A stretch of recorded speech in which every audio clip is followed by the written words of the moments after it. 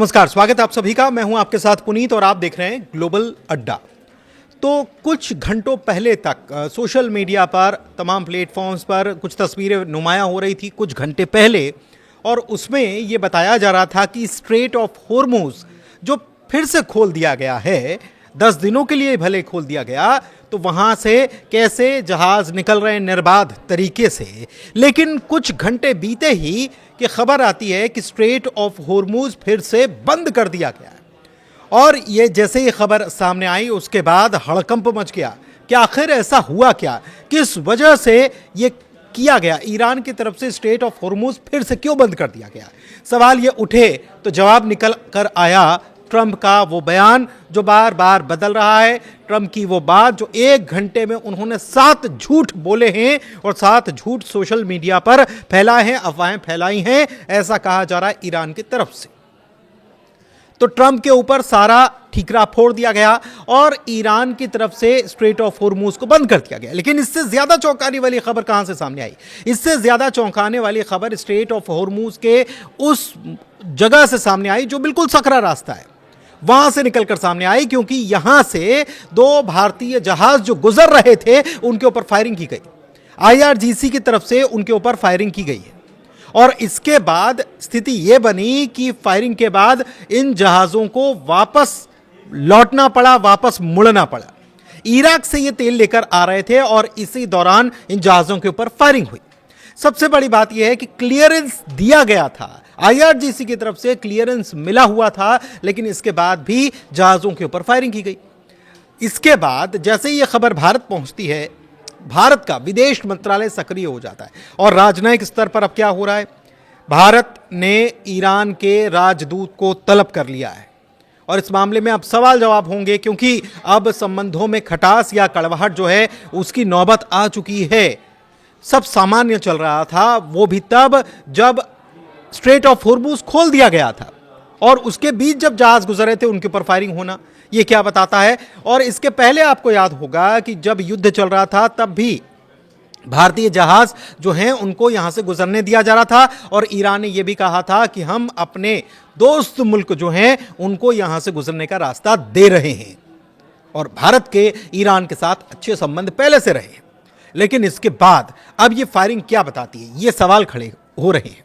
दूसरी तरफ Donald Trump की तरफ से ये क्या कह दिया गया। डोनाल्ड ट्रंप बार बार अपनी बात को घुमा फिरा रहे हैं और कभी वो ये कहते हैं कि बातचीत बिल्कुल मेज पर आ गई है और सब कुछ बहुत अच्छा हो रहा है, सब अच्छा है और उम्मीद करते हैं कि शांति हो, लेकिन कभी वो कहते हैं कि हमको बम गिराने पड़ेंगे। डोनाल्ड ट्रंप ने यह बयान दिया कि बुधवार तक अगर डील नहीं होती है, वैसे तो वो डील के लिए पाकिस्तान तक जाने के लिए तैयार हो रहे हैं, लेकिन डोनाल्ड ट्रंप ने फिर भी कहा कि अगर बुधवार तक डील नहीं होती तो फिर हम वहां पर बम गोले बारूद बरसाने के लिए भी तैयार हैं। यह डोनाल्ड ट्रंप की तरफ से कहा गया।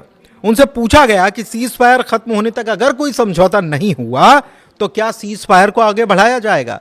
जब उनसे यह पूछा गया तो उन्होंने कहा कि शायद मैं इसे आगे नहीं बढ़ाऊंगा और उनका यह कहना है कि वो नाकाबंदी बनी रहेगी और बदकिस्मती से हमें फिर से बम गिराना शुरू करना होगा।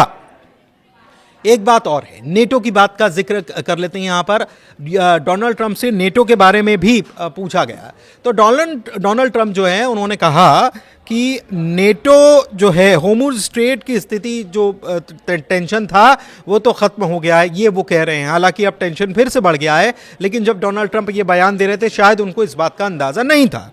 तो उन्होंने कहा कि मुझे नेटो की तरफ से एक कॉल आया है और उनकी तरफ से पूछा गया कि क्या हमें कुछ मदद चाहिए। तो वो ये कहते हैं कि हमने 2 महीने पहले मदद मांगी थी, हालांकि हमको मदद की ज़रूरत नहीं थी, लेकिन फिर भी हमने मदद मांगी थी। ये उनकी परीक्षा की घड़ी थी और इस परीक्षा की घड़ी में वो फेल हो गए हैं और हमको उनकी कोई ज़रूरत नहीं थी क्योंकि वो बेकार थे। लेकिन आपको बता दें कि स्ट्रेट ऑफ होर्मुज में नेटो कंट्रीज़ जिसमें ब्रिटेन है, फ्रांस है, इन दोनों ने ऑफर किया है कि वहाँ पर जो सुरंगें लगी हुई हैं, समुद्री सुरंगें जो लगी हुई हैं, उनको हटाने का वो काम कर सकते हैं और अभियान वो चला सकते हैं, एक ऑफर किया था। लेकिन ट्रंप कुछ और अब बात कहते हुए नजर आ रहे हैं। तो अब अचानक स्ट्रेट ऑफ होर्मुज बंद करना और उसके बाद भारत जो है, भारत के जहाज जो है उनके ऊपर अटैक कर देना, ये क्या बताता है? आपको क्या लग रहा है कि इसके पीछे क्या कारण हैं? क्योंकि अब भारत ने राजनयिक स्तर पर ईरान के राजदूत को तलब कर लिया है, उनसे बातचीत होगी। आपको एक बात और बताते हैं कि जो हम आपको ये बता रहे हैं कि भारतीय जहाज जो हैं उन्होंने परमिशन होने का जिक्र भी किया था। जब उनके ऊपर फायरिंग की गई थी तो परमिशन होने का जिक्र भी किया था। भारतीय जहाज ने ईरानी नौसेना को एक रेडियो मैसेज भेजा था और इसका ट्रांसक्रिप्ट भी जारी किया गया है। और इस मैसेज में क्या था ये भी आपको बताते हैं। इसमें कहा गया था कि हमें आपकी तरफ से क्लियरेंस मिला हुआ है। हालांकि अच्छी बात यह है कि ये जो फायरिंग हुई इसमें कोई हताहत नहीं हुआ है। जहाज भी पूरी तरीके से सुरक्षित बताए जा रहे हैं और इसमें इन जहाज़ों में एक भारत के झंडे वाला बहुत बड़ा क्रूड कैरियर बताया जाता है जो इराक से तेल लेकर आ रहा था। और दोबारा नियंत्रण या दोबारा काबू पाने की कोशिश जो है ईरान की तरफ से हो रही है, उसके बाद ये फैसला लिया गया क्योंकि स्ट्रेट ऑफ होर्मुज बंद कर दिया गया।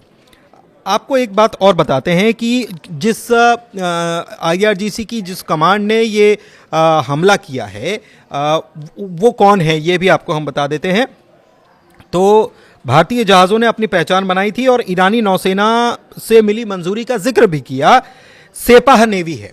सेपाह नेवी IRGC की ही एक यूनिट कही जाती है और इसको दरअसल एक शाखा है जो गुरिल्ला वॉर की तरह काम करती है। मतलब ये छोटी छोटी शाखाओं में बटी रहती है और क्योंकि रास्ता भी बहुत सकरा है तो वहाँ छोटी छोटी नावों पर सवार होकर ये वहाँ पर इस तरीके से हमले करते हैं या जो बाधा उत्पन्न करने की कोशिश हो रही है वो की जाती है। लेकिन ईरान और भारत के जिस तरीके के संबंध हैं उसके बीच ये सब घटना होना ये क्या बताता है? ये अपने आप में एक बड़ा सवाल है। इस पर आप अपनी राय हमें दे सकते हैं। आपको क्या लगता है कि ये गलती से हो गया या किसी भ्रम में हुआ, या जब परमिशन दी गई थी और बाकायदा रेडियो पर संदेश भी बताया गया कि हमें आपकी तरफ से परमिशन, सेपाह नेवी को बताया गया कि बाकायदा हमें परमिशन मिली हुई है और ये भारतीय जहाज़ है और आप हमें मोड़ने का मौका तो दीजिए, क्योंकि वापस लौटना पड़ा, इराक से ला रहे थे तेल। तो आपको क्या लगता है कि क्या स्थिति और ये स्थिति क्यों बनी है? हालांकि ईरान की तरफ से इस पर जवाब मांगा गया है और राजनयिक को तलब किया गया, लेकिन आगे स्थिति जो है उसको हम आपको अपडेट पहुंचाते रहेंगे। फिलहाल इस वीडियो में इतना ही। धन्यवाद।